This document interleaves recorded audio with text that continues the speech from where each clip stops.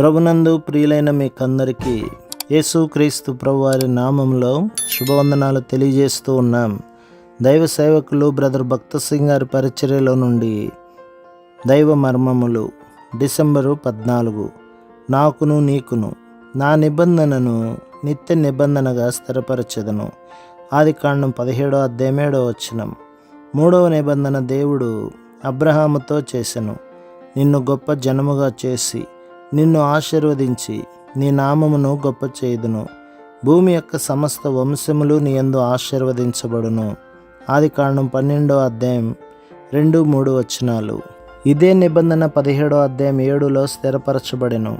దేవుడు అబ్రహామునకు ఇచ్చిన వాగ్దానము కొరకై అబ్రహాము 25 సంవత్సరములు కనిపెట్టునట్లు దేవుడు చేసెను.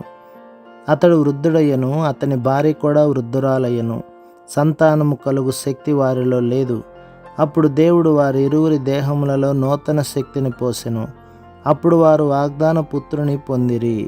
మరియు అతడు విశ్వాసమునందు బలహీనుడు కాక రమారమి 100 ఏండ్ల వయసు గలవాడై ఉండి అప్పటికి తన శరీరము మృతతుల్యమైనట్లును శారా గర్భమును మృతతుల్యమైనట్లును ఆలోచించెను గాని అవిశ్వాసము వలన దేవుని వాగ్దానమును గూర్చి సందేహించక దేవుని మహిమపరచి ఆయన వాగ్దానము చేసిన దానిని నెరవేర్చుటకు సమర్థుడని రూఢిగా విశ్వసించి విశ్వాసము వలన బలము పొందెను. అందుచేత అది అతనికి నీతిగా ఎంచబడెను. రోమపత్రిక 4:19-23. నా విషయంలో కూడా ఇంతే. విశ్వాసము ద్వారా పునరుత్థాన శక్తిని చేపట్టవలెను. మన స్వంత ప్రయత్నముల ద్వారా నీతిమంతులము కాలేము. ప్రభు మిమ్మును, మీ కుటుంబమును, మీ సంఘమును దీవించి ఆశీర్వదించునుగాక. ఆమెన్.